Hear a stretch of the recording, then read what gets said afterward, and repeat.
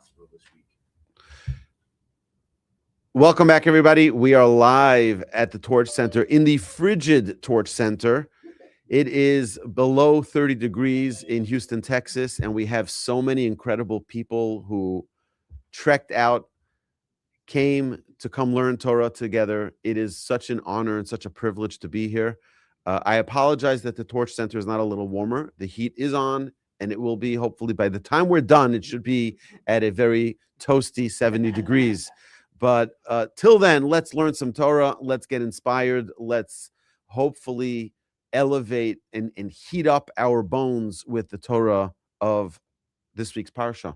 So we begin with Parshas Bo. Last week, I was at a commission. I was not here. I was traveling, so I was not. I'm in debt. I need to pay back for my debt of Parshas Bo, the Parsha Pearl for this week. So we know what happens in Parshas Bo. We have the last 3 of the 7 plagues. We know that God inflicted the Egyptians with 10 plagues in total. Our sages tell us that in some opinions it turned into 50, some it turned into 100, 150, 250, many plagues. It was a mess.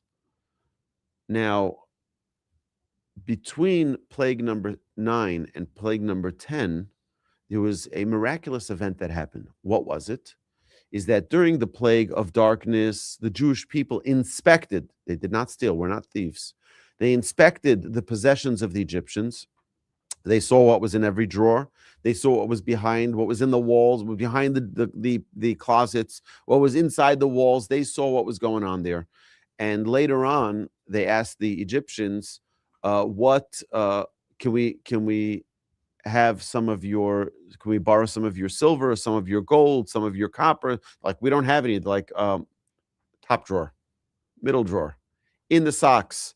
You know, where's everything?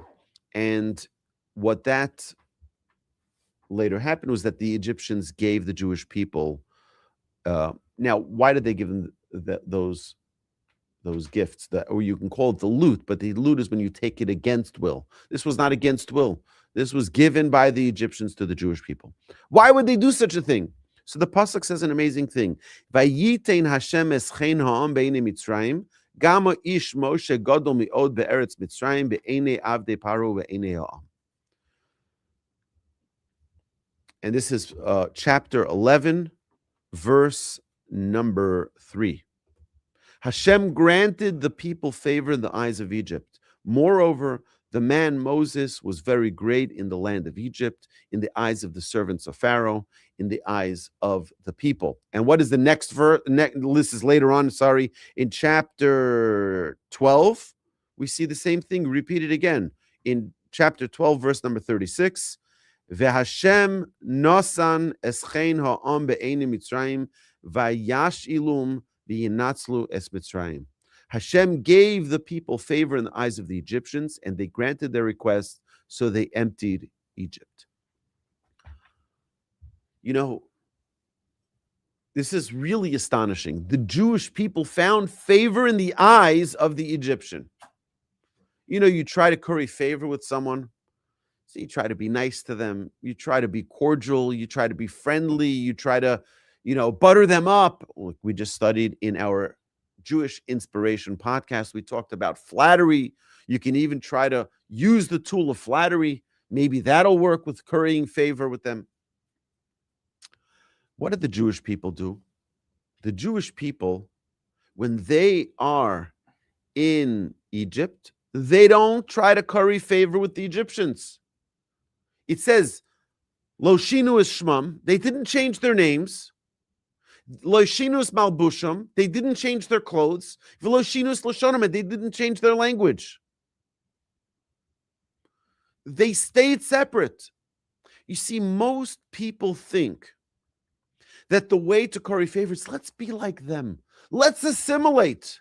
Let's be like them. And if we're like them, then they're not going to point us out. Then they're not going to say, oh, dirty Jew. Oh, filthy Jew. Oh, Jew, why are you so different? Why are you the wealthy ones controlling the money? Why are you the ones controlling the weather? By the way, we're all very busy, right? Because of the weather. It's all us controlling it today. But, why are the Jews in control of the politics? They're always yelling about the Jews. And what do we always say as Jews, mistakenly, not learning the lesson from our ancestors in Egypt? We say, you know what? If instead of Chaim, I become Charles, instead of Yossi, I become Joe, then they're not going to even know. Then I'm just going to be one of them. Instead of Shlomo, I'll be Seth. And everything is going to be normal. What we see here in the Torah is giving us a live example of how when we stay true to our convictions, when we stay true to our relationship with the Almighty, you know what happens? Where does chen, where does grace come from? Where does favor come from? It comes from the hand of Hashem.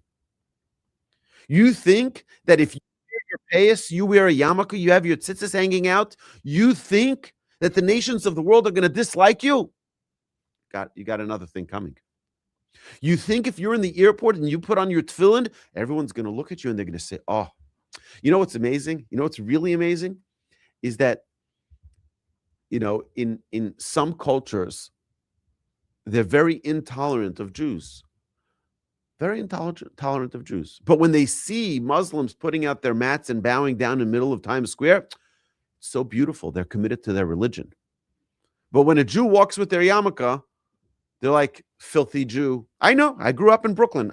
I've had this experience myself. So what's the key to all of this? The key to all of this is not shying away from our commitment to Hashem. If we are steadfast, if we are firm that we're not going to change our name, we're not going to change our clothes, we're not going to change our language, are we going to be cultured? Yes.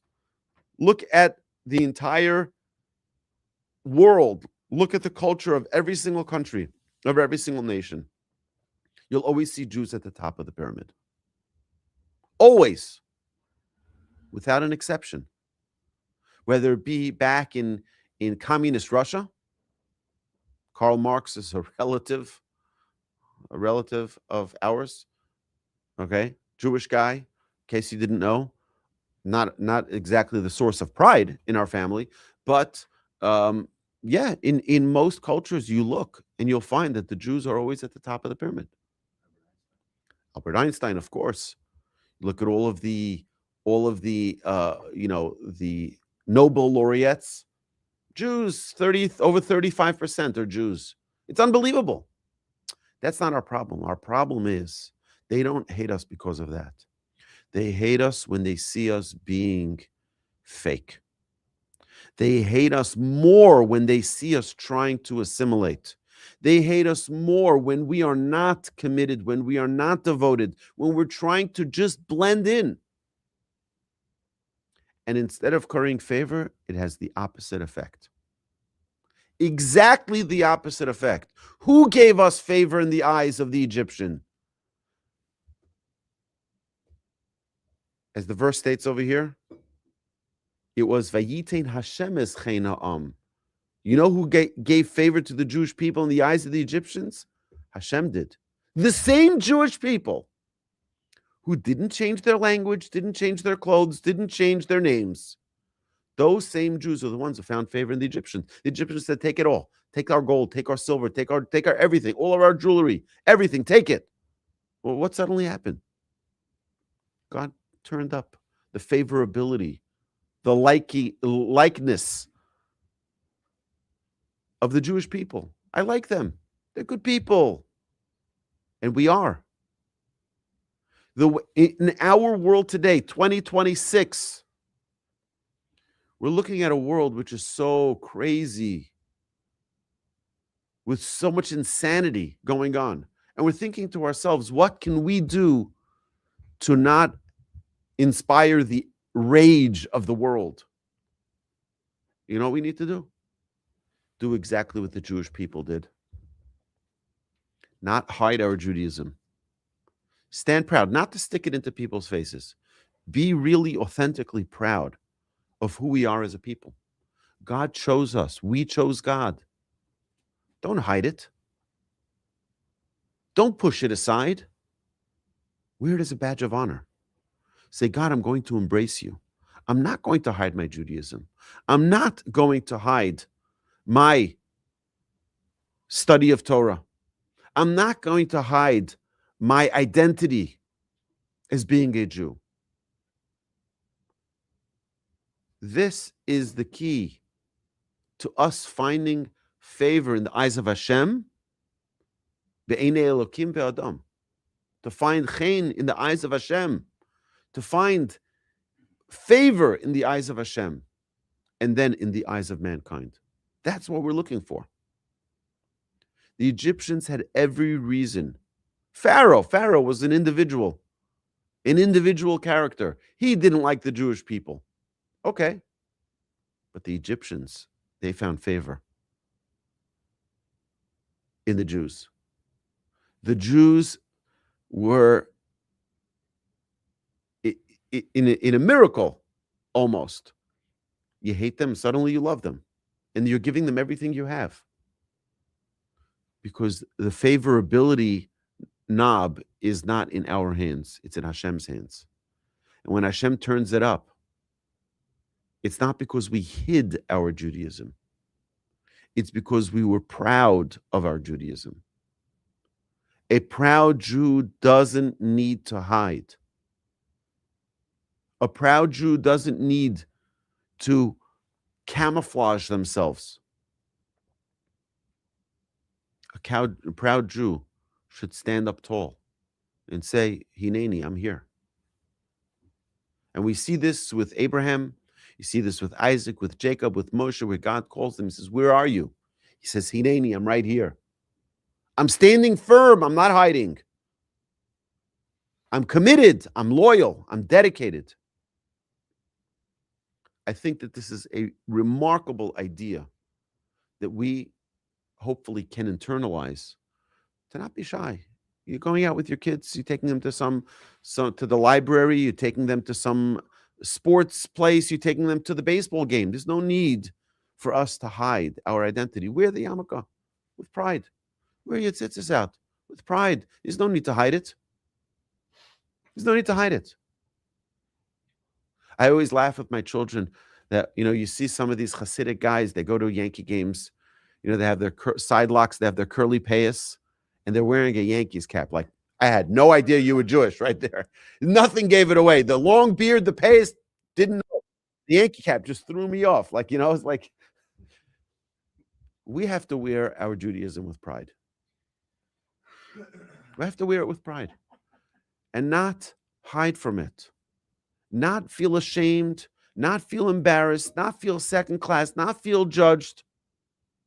We don't care what other people say. We care what the Almighty says.